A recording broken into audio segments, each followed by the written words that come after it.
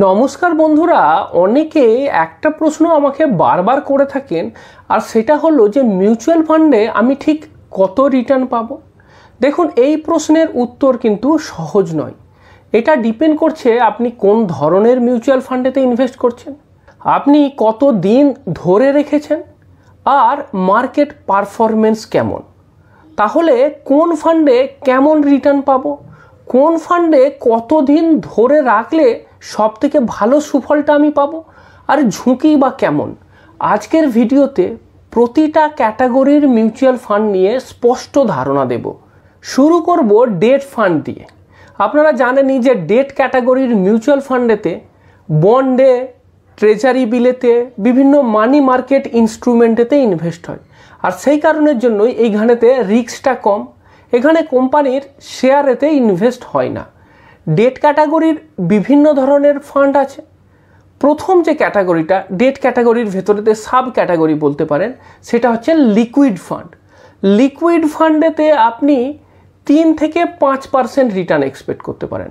মানে বলতে পারেন ব্যাংকের সেভিং অ্যাকাউন্টে যেরকম রিটার্ন পাওয়া যায়, তার থেকে ভালো রিটার্ন কিন্তু এই লিকুইড ফান্ডেতে পাওয়া যায়।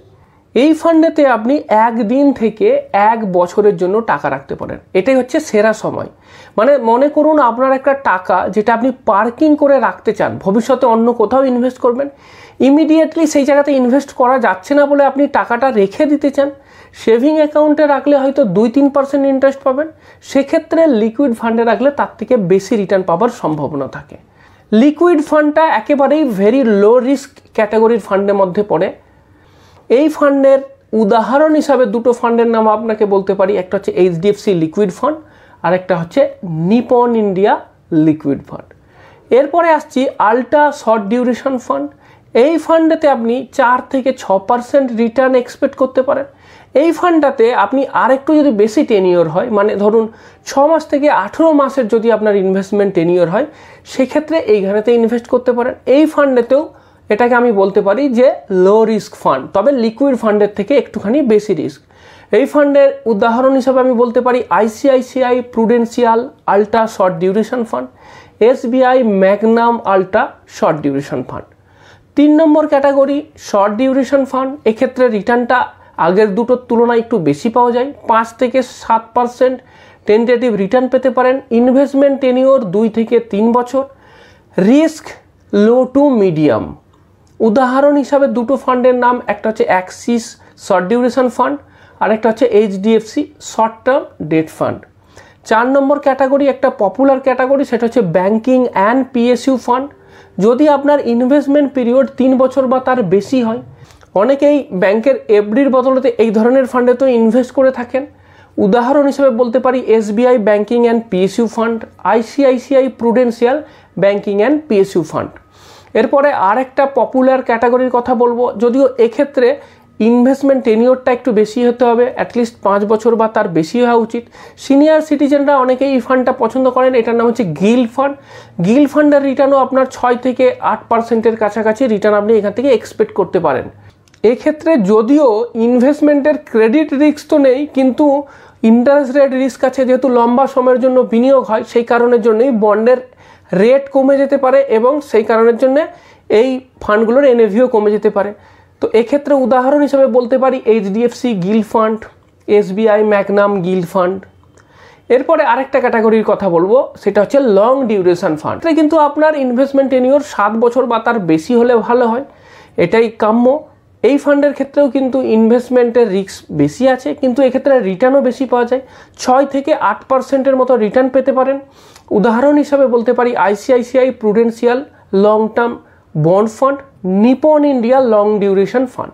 তো এই যে ফান্ডগুলোর কথা বললাম, এগুলো সবই ডেট ক্যাটাগরির ফান্ড। যেগুলোতে আমি বলছি একটু রিস্ক বেশি আছে, তার মানে এই নয় যে এটা ইকুইটির মতো বেশি রিস্ক। এটা তো ডেট প্রোডাক্ট, সুতরাং রিস্ক কমই থাকবে। তবে হ্যাঁ, এক্ষেত্রে কি ইন্টারেস্ট রেট চেঞ্জ হওয়ার কারণেতে বাজারেতে এদের বন্ডের ভ্যালুটা কমে যায়, তো সেই কারণের জন্যই এই ভ্যারিয়েশন বা ফ্ল্যাকচুয়েশনটা হতে পারে। এইবার আসছি হাইব্রিড ক্যাটাগরির ফান্ডেতে। এইবার হাইব্রিড ক্যাটাগরির ফান্ড সেটা তো জানেনই, এই ক্ষেত্রে ডেট প্রোডাক্ট এবং তার সাথে সাথে ইকুইটি প্রোডাক্ট দুটো মিলিয়ে একটা হাইব্রিড ক্যাটাগরির ফান্ড তৈরি হয়। হাইব্রিড ক্যাটাগরির ভেতরেতেও সাব ক্যাটাগরি আছে। প্রধান 4টে সাব ক্যাটাগরি সম্বন্ধে বলবো। প্রথম হচ্ছে কনজারভেটিভ হাইব্রিড ফান্ড। এক্ষেত্রে কি হয়, এক্ষেত্রে আপনার ডেট প্রোডাক্টে বেশি আর ইকুইটিতে কম ইনভেস্ট হয়, সেই কারণের জন্য এর রিস্কটাও কম, তেমনি এর রিটার্নটাও কম। 6 থেকে 8% রিটার্ন এখানে এক্সপেক্ট করতে পারেন।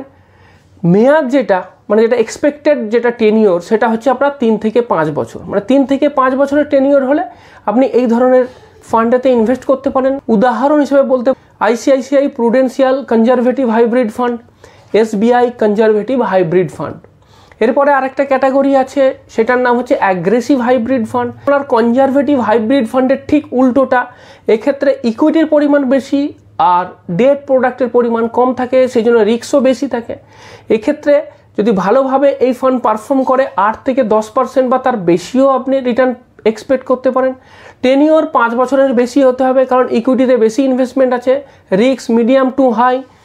উদাহরণ হিসেবে বলতে পারি Mirae asset hybrid equity fund, SBI equity hybrid fund.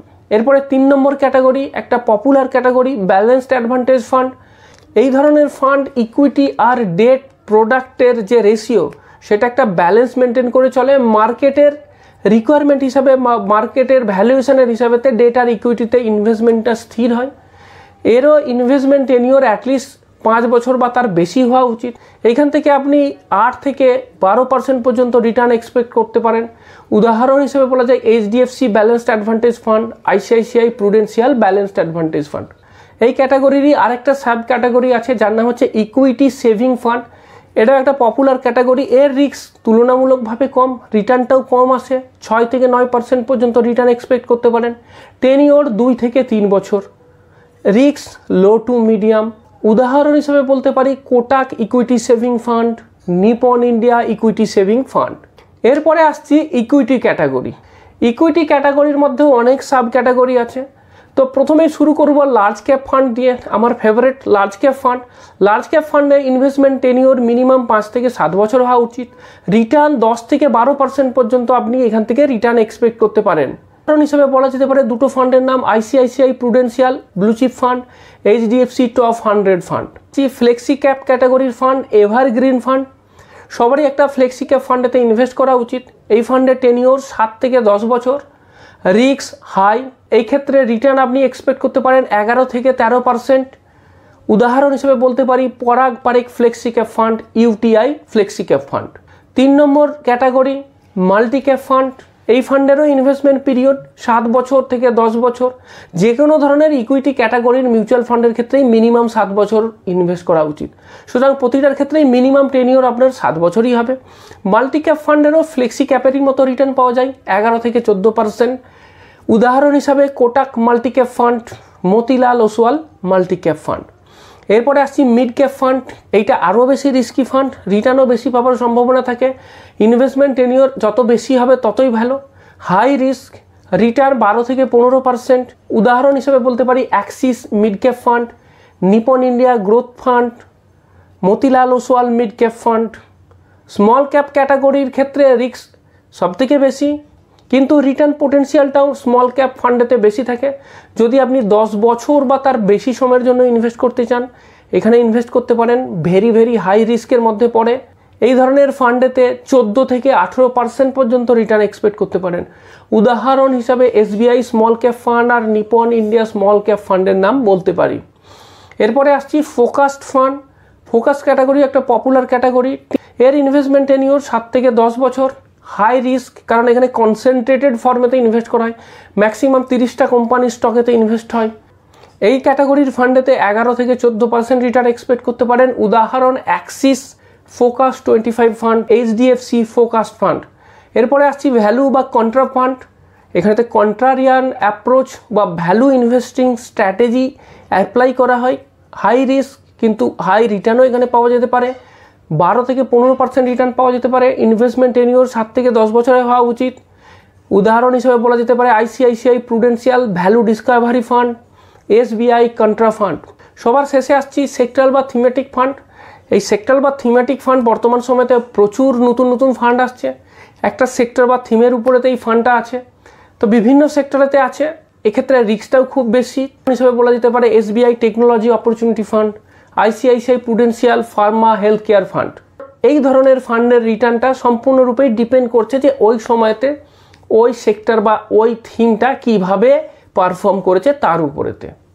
এবারে আসছি মাল্টি অ্যাসেট ক্যাটাগরির ফান্ডেতে। এখানেতে ডেট, ইকুইটি, গোল্ড সব ধরনের প্রোডাক্টে ইনভেস্ট হয়। এই ধরনের ফান্ড অপেক্ষাকৃত বর্তমান সময় যখন মার্কেট ভোলাটাইল থাকে সেই জায়গাতে ইনভেস্ট করতে পারেন। রিটার্ন 8 থেকে 12%। উদাহরণ হিসেবে বলা যায় ICICI Prudential multi asset fund, HDFC multi asset fund. এইবার সবার শেষে আসছি কিছু সলিউশন ওরিয়েন্টেড ফান্ড। সেই ফান্ডগুলো কী কী? প্রথম যেটা ইএলএসএস ক্যাটাগরির ফান্ড বা ট্যাক্স সেভিং ফান্ডও বলা হয়। এই ফান্ডে ইনভেস্ট করলে 80C আন্ডারেতে ট্যাক্স ছাড় পাওয়া যায়। এই ধরনের ফান্ডেতে মিনিমাম 3 বছর ইনভেস্ট করতেই হবে, lock in period 3 years. Risk high যেহেতু ইকুইটি ক্যাটাগরির ফান্ড। রিটার্নও 12 থেকে 14% পাওয়া যায়। উদাহরণ হিসাবে বলা যেতে পারে যেমন ধরুন Mirae asset tax saver fund, Axis long term equity fund, HDFC tax saver fund, উদাহরণ হিসাবে এগুলো বললাম। এছাড়া আছে রিটায়ারমেন্ট ফান্ড, মানে এই ফান্ডেতে ইনভেস্ট করলে আমার উদ্দেশ্যটা হবে রিটায়ারমেন্টের জন্য টাকা সঞ্চয় করা। তো এক্ষেত্রেও আপনার 10 বছর বা তার বেশি সময়ের জন্য ইনভেস্ট করলে তবে এই ধরনের ফান্ডে ইনভেস্ট করবেন। এখানেও আপনার 9 থেকে 12% যদি রিটার্ন পান সেটা অনেক। উদাহরণ হিসেবে বলা যেতে পারে HDFC retirement saving fund, UTI retirement benefit fund. আর একটা সলিউশন ওরিয়েন্টেড ফান্ড হচ্ছে চিলড্রেন্স ফান্ড। তো যদি আপনার চিলড্রেন যারা আছে তাদের ধরুন পড়াশোনা বা ভবিষ্যতে বিয়ে এই সমস্ত কিছু সলিউশনের জন্য আর কি কোনো একটা টার্গেট নিয়ে ইনভেস্ট করছেন, এগুলোকে বলা হয় চিলড্রেন্স ফান্ড। এখানেও রিটার্ন 10 থেকে 12%, টেনিওর 10+ ইয়ার্স হলে তবেই। Risk medium to high risk. এই ক্ষেত্রে আপনি ভালো ফান্ড হিসাবে চুজ করতে পারেন HDFC children's gift fund, ICICI prudential child care fund, এসবিআইয়েরও আছে এসবিআই চিলড্রেন ফান্ড। এইগুলো নাম করা ফান্ড। এবার আপনাকে বিভিন্ন ক্যাটাগরির যে ফান্ডের রিটার্নের কথা বললাম, হয়তো আপনি দেখবেন যে আপনি এখন যে ফান্ডের রিটার্ন দেখতে পাচ্ছেন তার রিটার্ন হয়তো আমি যেগুলো বলছি তার থেকে অনেক বেশি হতে পারে। তো সেটা ভালো এখন মার্কেট পারফর্ম করেছে বলে ভালো দিয়েছে। তো যখন আমরা ভবিষ্যতের জন্য ইনভেস্ট করব একটুখানি কনজারভেটিভ অ্যাপ্রোচ নেব, খুব বেশি রিটার্ন এক্সপেক্ট করব না। কারণ তাহলে কি হবে যে খুব বেশি রিটার্ন এক্সপেক্ট করলাম আর ভবিষ্যতে সেটা হলো না, তাহলে কি হবে আপনার প্ল্যানিংয়ে ঘাটতি থেকে যেতে পারে। তো সব থেকে কম যেটা বা কনজারভেটিভ যে ফিগার সেটাই আমি নেবার চেষ্টা করেছি এই ভিডিওতে। তো এই ভিডিও থেকে আমরা সংক্ষেপে কি জানতে পারলাম? প্রথম হচ্ছে যে মিউচুয়াল ফান্ডের রিটার্নটা ডিপেন্ড করে 3টে জিনিসের উপরেতে। একটা হচ্ছে ক্যাটাগরি, একটা হচ্ছে টেনিওর, আর একটা হচ্ছে মার্কেট সাইকেল। 2 নম্বর হচ্ছে যে ডেট ফান্ড মানে সেফটি, হাইব্রিড ফান্ড মানে একটা ব্যালেন্স ডেট ইকুইটি, আর equity fund pure equity fund মানে লং টার্ম গ্রোথের জন্য। 3 নম্বর হচ্ছে প্রথমেই আপনার ইনভেস্টমেন্ট গোল দেখে নিন, ইনভেস্টমেন্ট টেনিওর দেখে নিন, তারপরে রিস্ক নেবার ক্ষমতা দেখে নিন। এই 3টে দেখে নেবার পর তারপরে সেই অনুযায়ী মিউচুয়াল ফান্ডের ক্যাটাগরি সিলেক্ট করুন। কেউ বললো বলে আপনি ওই ক্যাটাগরির মিউচুয়াল ফান্ডে ইনভেস্ট করবেন না, অথবা কোনো একটা ফান্ড অতীতে ভালো পারফর্ম করেছে বলেই ওই ফান্ডটাতে ইনভেস্ট করবেন না। তো কিভাবে আপনার গোল অনুযায়ী, আপনার রিস্ক প্রোফাইল অনুযায়ী, আপনার টেনিওর অনুযায়ী কোন ধরনের ফান্ড সিলেক্ট করা উচিত সেটা যদি জানতে চান তাহলে আপনি আমার বাঁ দিকের ভিডিওটাতে ক্লিক করুন।